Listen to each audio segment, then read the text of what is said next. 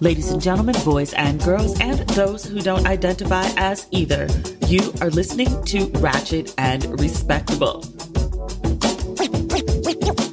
The bad news. Mom has abandoned me. She has returned to the United States.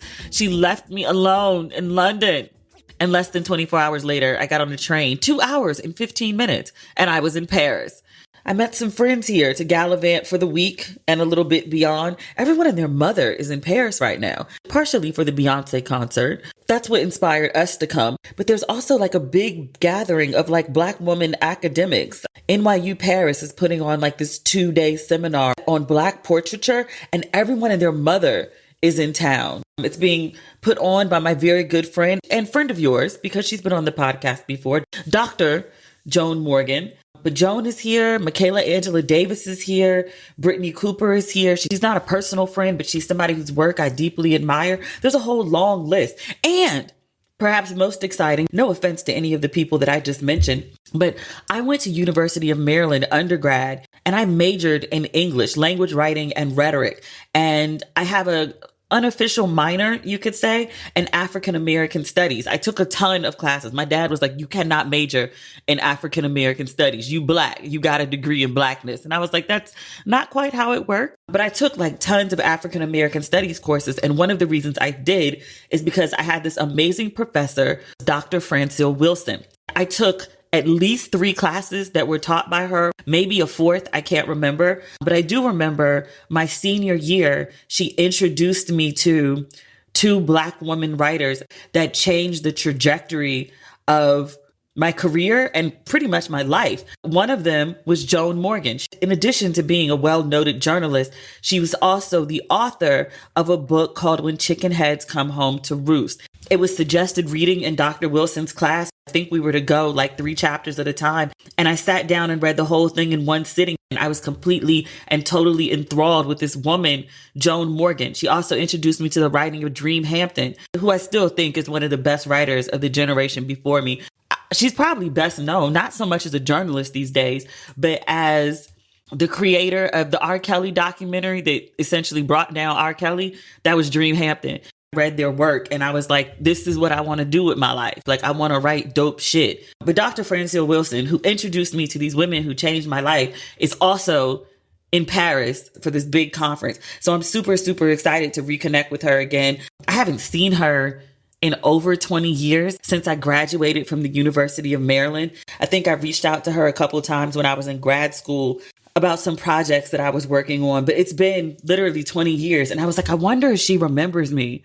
She'd probably been a professor for like 10, 15, maybe 20 years by the time I encountered her. And it's been 20 years since then. She's still teaching, I believe. But 40 years of students, you go through thousands of people. I don't know. I remember her. And I'm really excited about the opportunity to say thank you. I was actually supposed to leave Paris a couple days early and I extended my trip. My friend sent me a lineup for the conference and I was like, I didn't even know about it. And I hit up Joan and she was like, aren't you in Johannesburg? And I was like, no, I'm in London now. And she was like, oh, well then come to Paris and come to the conference. I was like, thanks, I'll see you then. But yeah, I'm really excited about this conference and I'm really excited about Beyonce. I still, to this day, I was talking to my friends about this earlier and they were like, this is intentional and it's an incredible feat given how often people play this album. I've still not listened to Beyonce's latest album, Renaissance. I've heard snippets, of course, but I've never actually sat down and listened to the album. The first time I will hear it will be at the concert. I've said for months now, I want visuals. Give me visuals. And these are my visuals. I said I listen to the album when I get visuals. And come, Friday? I'll have them. I'm very pleased. But Paris is amazing so far. I just got in yesterday. We went to a really fancy Italian dinner last night and had a view of the Eiffel Tower, which it's not my first time in Paris. I've been here, 4 or 5 times before this. The Eiffel Tower never gets old. Like, we were driving to the restaurant and the Eiffel Tower was right in front of us. We right up on it and I got so giddy. And then we got to the restaurant. We were on this street. It was a clear view of the Eiffel Tower. So we took pictures in the middle of the street. It wasn't exactly like an empty street either. Like, it's a side street, but there were steady cars coming down it. I'm like risking my life for a photo op. I was like, it came out cute though. I posted it on my Instagram stories. Oh, I'm back on social media. Part of me wishes I didn't go back because I be reading the stuff people post and I'm like, the fuck is wrong with people? The first big story I read about was like the queer beer. Some marketing executives at Bud Light sent a personalized case of beer to a woman who reached her 365th day, her year anniversary of transitioning. And they sent her a pack or a case of beer. It had her face personalized on the beer cans to celebrate, which I see nothing wrong with. But the woman took videos, photos of herself enjoying the personalized Bud Light. The photos, videos go viral and people, homophobes, transphobes, go nuts and then want to start boycotting Bud Light because they're trans friendly. And I was like, we're doing this over beer? Seriously? And then Bud Light gets upset with the executives involved and puts them on, I don't know if administrative leave is the right word, leave of absence. Bud Light is saying that the executives realize the wrong that they've done and have taken a voluntary leave of absence. I was like, no, y'all sat them people down trying to get your base back to stop people from boycotting your beer. And I was like, y'all were doing the right thing when you reached out to the lady to celebrate. Firing the executives, not so much. I mean, I'm never drinking Bud Light one way or another, but I saw that they were trying. I think of Bud Light is like, I don't know if this is PC, I'm gonna say it anyway.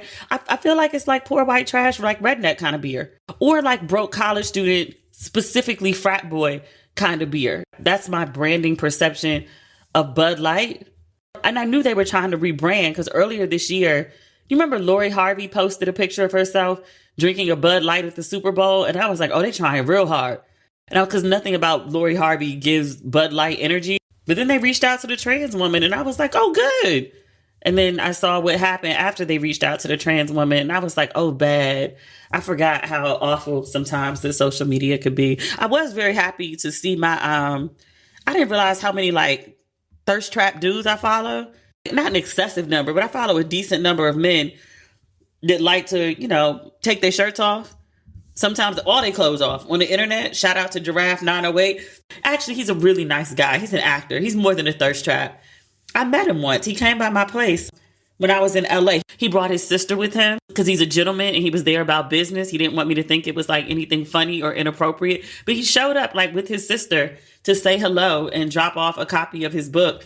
And also, not so subtly be like, if you do any more movies and you need fine men, I am available to be fine in your movie. Thanks. And I was like, shit, thank you. Fine as hell. Finer in person than he is on the Instagram. But he cut his hair recently. I liked him with hair. I actually like him better without. He fine than a motherfucker. Giraffe 908. He also, he helped me do my promo for Don't Waste Your Pretty. Did he keep his clothes on for the promo? I don't think so. I think he took them off. It got people to tune in. Thanks, friend. It's really good. Very good. Excellently good to see you again. I missed you. I didn't know I did. But yeah, I'm back, kind of, sort of. I've reactivated my pages. I'm still not back to posting the way that I used to. I don't know that I'll go back to that, but I'm back in the world. Speaking of the world, I did like a bunch of nothing today. I was so excited to get to Paris and I had this long list of things that I wanted us to do. And I was, we have to go here. We have to go there. We have to eat here. We have to do this. We didn't leave the house until like 2:00. And then we finally got to like this really fancy cafe, which was completely overpriced. However, the food was good, but I had my mouth all set and I was like, oh, a croissant. I want a croissant. He was like, croissant at 2 p.m. That's breakfast. And I was like, oh, well, we didn't get up. It's like, we get our bread fresh every morning from the bakery. When it runs out, it runs out. And he was like, you don't want no bread at 2:00 that's been sitting out since like 7 a.m. No. You get your bread in the morning. And I was like, oh. I was like, I'm American. We're not actually used to fresh food. We just put a bunch of preservatives in it. So tomorrow, I'll get up early. My feelings were really like hurt to be like 110% with you. Like I had my mouth set. You're just ready for something. You're like, some orange juice. And then you go to the fridge and it's just a swallow. That's how it felt.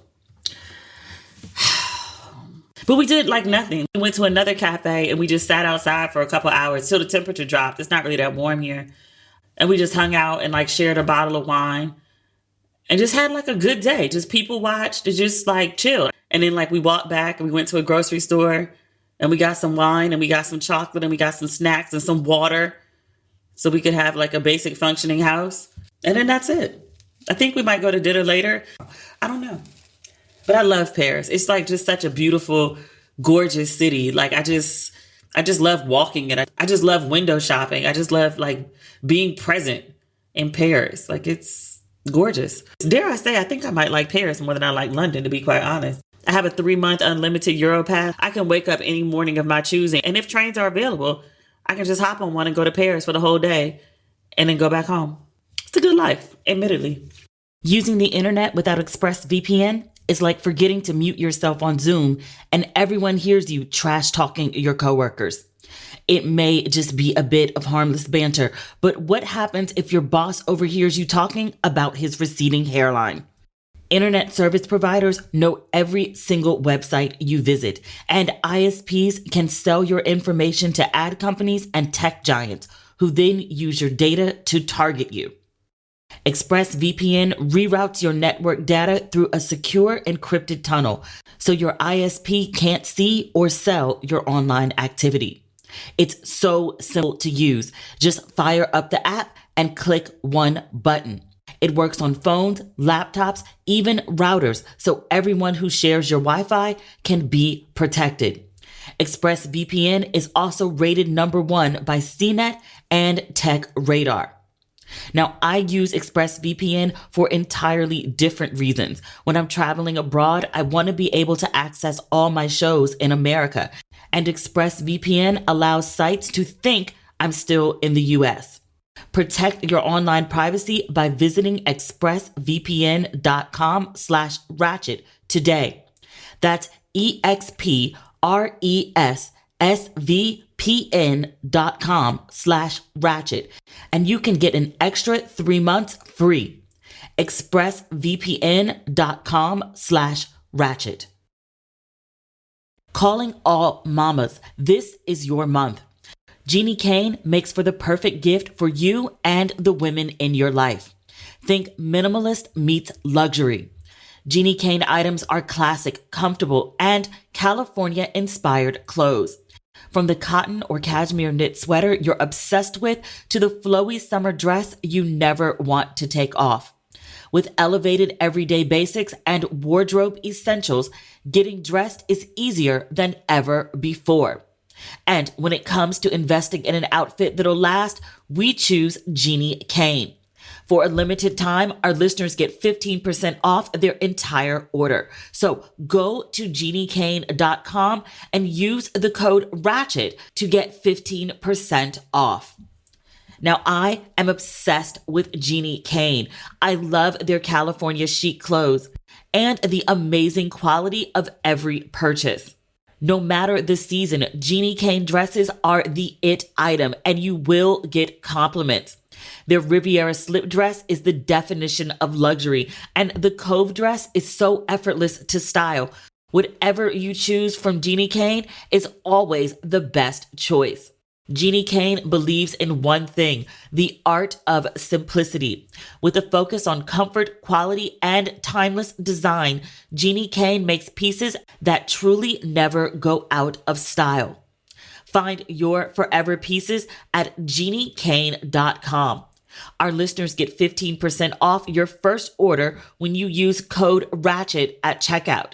That's a 15% off your first order at JENNIKAYNE.com. Promo code RATCHET. Mamas, this is your month. You deserve this. Do we have good Black news this week? I saw Janelle Monae is on the cover of Rolling Stone. I haven't had a chance to read the article yet. She's going through a titties out phase. I saw her outfit at the Met Gala, which was a typical regular Janelle Monae outfit. And then I saw pictures from the after party and she was like dancing on a bar in her bra and panties or bikini, either way, but she was dancing on a bar. I was like, I didn't know Janelle Monae was stacked like that. She's usually pretty covered up. Like, I didn't think she was, badly shaped. We never really saw her shape. And I was like, oh shit. But she's promoting a new album, which I imagine is hypersexual.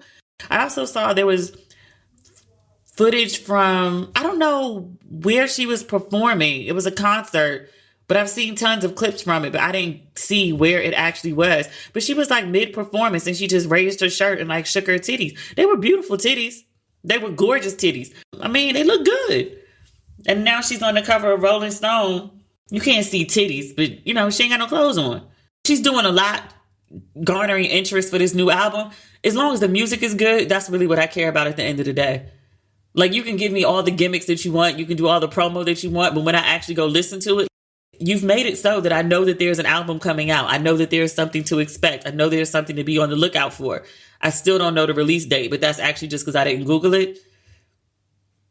But I know that there's something coming. Just, you done all of this. Just, you know, when the shit drops, as long as the music's good, I'm fine with the titties. If you giving me all titties and ain't no good music, then I'm going to be like, you just spent all this time showing us your titties. You should have spent time in the studio. I hope that's not the conversation we're having. I hope it's like, well, yeah, she got me to listen to the album by showing me her titties. Turns out it was good. That's what I'm hoping for. Also, Janelle Monae, I think because she's kind of considered quirky and alternative, like she wore the black and white suits forever and a day and she didn't have a perm and she was a little offbeat. She was a little earthy. People give her a lot of passes for a lot of things. I see a lot of conversation and people are like, why is Janelle Monae so super sexual right now? And she is super sexual right now, but she's always been like heavily sexual. Like if you actually go back and listen to her lyrics, I'm specifically thinking of, remember there was a song about yoga? And again, because it's a song about yoga, people are like, oh, she's like earthy and health conscious and vegan. The song was also super sexual. I mean, she wasn't like showing her titties, but the song and the video were like about getting stretched out. Were they not? Am I misremembering this? People give a lot of passes to folks who don't perm their hair and are perceived not to eat meat. Be a quirky black girl. You can get away with saying and doing a whole lot of shit. Like you can go decades before people are like, yo, what the fuck is she talking about? Remember Jill Scott? When she got on stage and was like performing fake fellatio with the microphone and people were like, oh my God, what's gotten into Jill Scott? And everybody was like, do you actually listen to Jill Scott? She's been saying crazy shit for years and doing fellatio with the microphone. Somebody just actually happened to catch it on camera with a good angle and it went viral. But apparently she's been doing that in her show for years. And she's been talking about freaky shit in her music for years. But people are like, oh, she has a beautiful smile. She doesn't perm her hair. She's kind of earthy. Erykah Badu, same thing. She gets away with a lot simply by not having a perm and dressing like, you know, kind of quirky. Do we need to talk about Martha Stewart? Oh, Martha is 81 on the cover of Sports Illustrated, which threw me for a loop. Who knew? Old girl looks good. I don't know how much photoshopping or retouching or just, you know, recreating a whole new person and body that they may have done. She looks good. I wish the time and effort, I mean, I know it wasn't the cover, but I wish the time and effort that they put into Martha Stewart, I wish they'd done the same for our girl, Angel Reese. It's the same photographer that shot her. You out here making miracles and making 81 look sexy. You found some soft light for Martha. You couldn't find no soft light for Angel Reese? No? Oh, okay. I didn't read the article. I'm not really invested in Martha Stewart like that. I just went and saw the pictures on Sports Illustrated because I saw the cover and I was like, is this for real? And not that she looked bad. I just, you know, an 81-year-old woman on the cover of a swimsuit issue wasn't what I was expecting. And I was like, who photoshopped this? And why Martha Stewart? So I went to look up the story and like, lo and behold, Martha Stewart on the cover of Sports Illustrated. I'm like, oh, that's unique. Oh, this is definitely good Black news. I probably should have led with this. The Color Purple, the musical, the trailer just dropped. I guess yesterday is when I saw it. I am so goo-gobs excited for this film.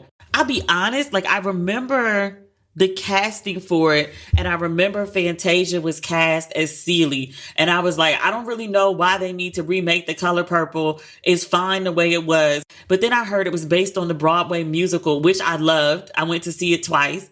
Shout out to my homie, my sister, Patrice Covington. She came on the show. Y'all remember Patrice? Patrice played Squeak on Broadway, and I didn't even know her at the time. We met before because we share a best friend, Helena Andrews, because the world is so small. That's not the point. The point is The Color Purple on Broadway was freaking amazing. I saw it twice. I boo-hooed both times. I loved it so much that I hosted an onstage interview with the cast after the show on Broadway, was completely in love with everything about it. So when I heard that they were redoing The Color Purple, not so happy. When I heard that it was Color Purple, the musical based on the Broadway show, which is more heavily based on the book than The Color Purple, the movie, I was like, okay. And Fantasia starring in it. I'll wait to see the trailer and then determine then how I feel and think. I saw the trailer the other day. Like, I gasped, I laughed, I cried. I cannot wait. Everyone and their mother is in this thing, including Halle Bailey, who's having an excellent run right now.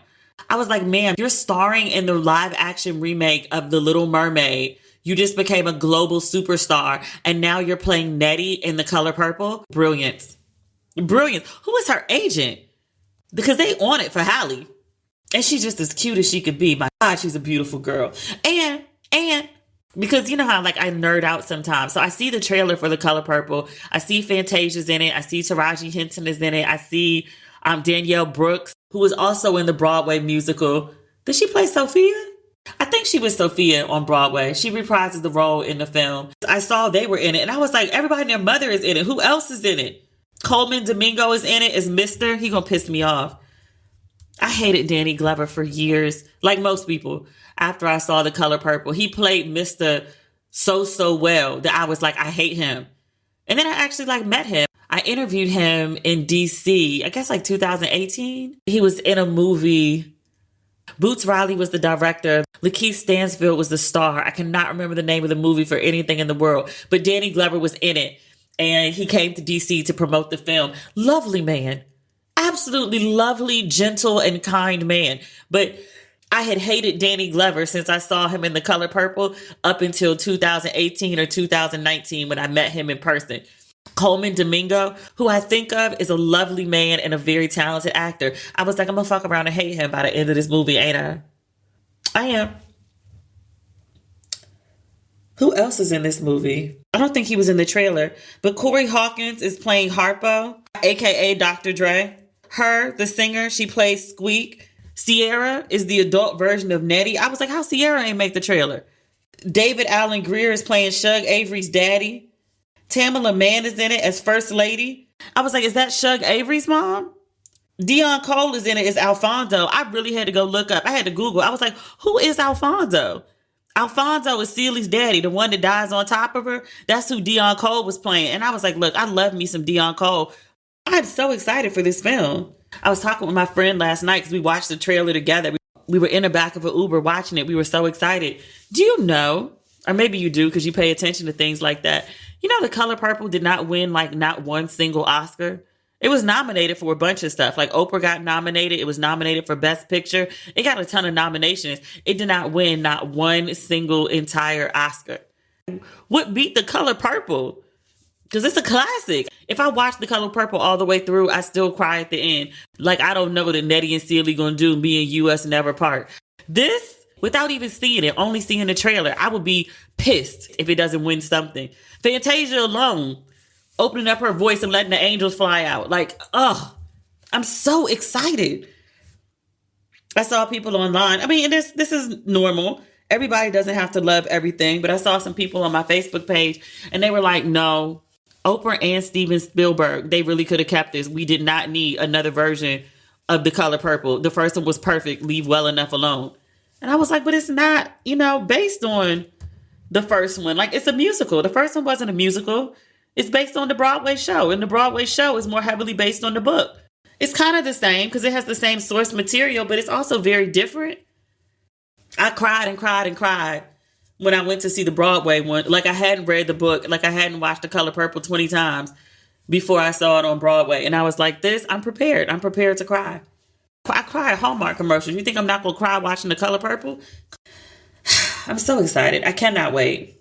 Oh, just as a matter of, housekeeping, Megan Good does appear to be dating Jonathan Majors.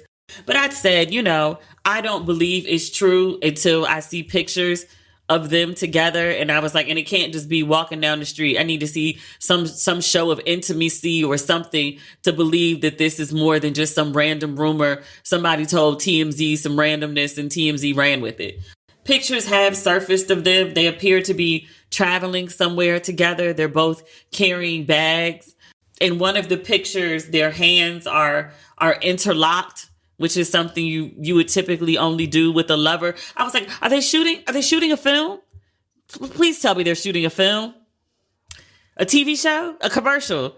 Oh, that's right. He's been fired from almost everything because of the domestic abuse allegations that he's going back to court for next month. I'm acknowledging that I saw the pictures. I still don't have an opinion. If you know me, you kind of know what my opinion is on that, but I'm not giving it for various reasons. Someday it'll all make sense. Oh, good news. Not good black news, but good news nonetheless. We talked about this story when it was a scandal, so we'll talk about it when it's good. We'll give it a full circle moment. Big Bezos from Amazon, one of the richest men in the world. I don't think he is the richest. I think he's the richest man in America, but I don't think he's the richest man in the world. Big Bezos, Jeff Bezos, he is engaged. What is her name? Lauren Sanchez. If you remember this story, and we talked about it in one of the earliest episodes of the podcast, Jeff Bezos was involved in a scandal when text messages that he'd sent to his mistress became public knowledge. I believe somebody was trying to blackmail him, and Bezos was like, fuck it, go ahead, release the shit. So whoever had them did, and his wife of, I want to say 25 years. So he ended up getting divorced from his wife. He lost a lot of money because his wife it's one of the most expensive divorces in history. I want to say, I'm reading this in the New York Post. It says the former Mrs. Bezos, she got $38.3 billion just in Amazon stock. She was with him shooting in the gym when he started Amazon. So she took about half. But we talked about this at the time. Bezos was head over heels for his mistress. And we talked about some of the love letters that he sent to her. And the one that always stands out in my mind, I quote this one just randomly sometimes. He sent a message to her. He said, you know what? I want to get a little drunk with you tonight. Not falling down, just a little drunk. He said, I want to talk with you and plan with you. Listen and laugh. He said, all caps, want to be with you. Then I want to fall asleep with you and wake up tomorrow and read the paper with you and have coffee with you. And I said at the time, I said, oh, Big Bezos is in love. He done fell out of love with his wife and fell in love with this woman. I want to get a little drunk. Not falling down, just a little drunk. And then he just wanted to do basic shit with her. I want to fall asleep and wake up tomorrow and read the paper and have coffee. I want to do life with you, essentially is what he's saying. And in case there was some clarity that people didn't understand, he put in all caps. He said, I want to be with you. If I was his wife, I would have left him too. Because clearly you want to be with her. You're telling the woman, I want to be with you. I mean, what do you do with that? I mean, exactly what he did. He and his wife went their separate ways. She married somebody else and promptly divorced them. I guess they were married for about a year. She had a prenup. She's okay. His wife left him and he stayed with this woman since 2019. And now he's proposed. So he said, I want to be with you. And now he put a ring on it because he actually meant that shit. Mistress is listening. Don't try this at home. Don't try this at home. This is a rare case. But congratulations to Jeff Bezos. And I say congratulations, not with any sort of sarcasm or malice or side eyes or anything like that. He wanted to be with the lady. Apparently they were in love. Like their love story doesn't have, a convenient beginning, but the man wanted to be with her. It's been 4 years. He's still with her. And now he's putting a ring on it. He fell in love. He wanted to drink coffee with her and wake up with her and read the paper with her. I'm just, Oh, it's not the juiciest day, but it could be. If we talk about Mayor Giuliani, let's talk about Gabby Union first. We talked about Gabby and D-Wade and going 50-50, and there was much talk on the internet about it. Gabby Union did respond.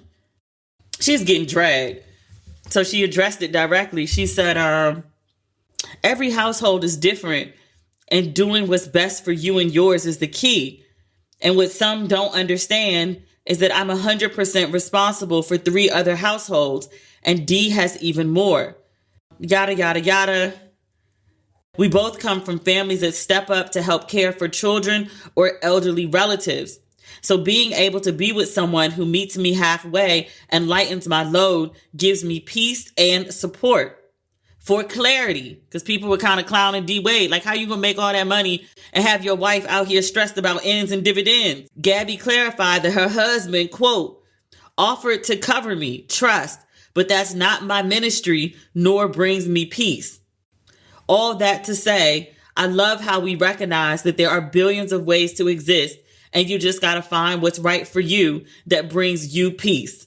I found mine. Good for her. Good for everybody. Like, folks was really up in arms about that. And I was like, if you don't believe in 50-50, don't go 50-50. It's real basic. You believe in something else, find somebody else that believes in what you believe in. I really don't want to talk about Giuliani, but this story is so goddamn juicy. You know what? We're going to save the Rudy Giuliani story, because quite honestly, we could do a whole episode just about his scandals. He's being sued for $10 million by a former aide over alleged sexual assault. She's alleging wild shit. He would force her to give him oral sex while he was on the phone with Trump. Also, that he was selling Trump pardons for $2 million a piece, which I was like, sir, that is illegal. You will go to jail. I do believe Rudy Giuliani is eventually going to end up in jail. I don't know if Trump ever will, but everybody around him seems to end up in the slammer. But we're going to save Rudy Giuliani for next week so we can get into the details, because this story is messy. It's good and ratchet, but I don't have the bandwidth to get into it right now. So we'll be back on Friday with more ratchet, hopefully some respectable, and hopefully some updates on this Beyonce tour. If we're talking on Friday, we'll see. If I can get a Beyonce review in next week, I will. We'll try. Okay? All right. We'll be back on Friday. Talk soon. Bye.